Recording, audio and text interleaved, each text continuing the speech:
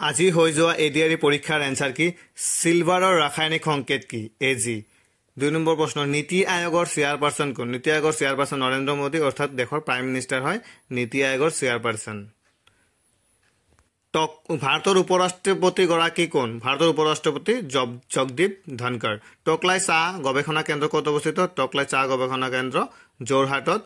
অৱস্থিত 1 জানুৱাৰী 2024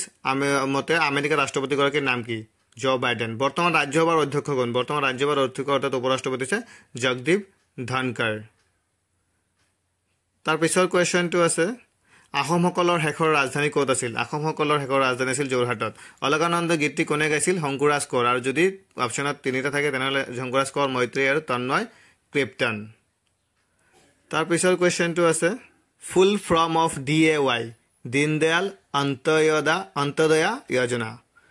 মিছন বসুন্ধৰা কিহৰ লগত জড়িত ইয়াৰ শুদ্ধটো মাটিৰ লগত জড়িত যদি আছিল অপচনটো কি আছিল নেজানো আমি এনেকৈ পোৱা নাই যদি অপচন আছিলে সেইটো মাটিৰ লগত জড়িত মিছন বসুন্ধৰা কাঞ্চনপুৰী শাৰী কোনখন ৰাজ্যত পোৱা যায় এইটো হ'ব তামিলনাডুত শান্ত হৃষ্টপুষ্ট মহাদুষ্ট লিখিছিল ভৱেন্দ্ৰনাথ শইকীয়াদেৱে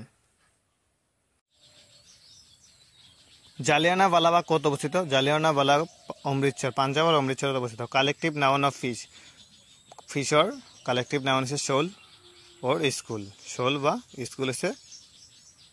ফিছৰ কালেক্টিভ নাউন আৰু এটা কালেক্টিভ নাউন আছিল collective noun of dog collective নাউনৰ অফ ডগৰ কালেক্টিভ নাউন আছে লিটাৰ কেনেলৰ পেক যদি এটা আছিল যিকোনো এটা দিলে হ'ল equator Tropic of Cancer and Tropic of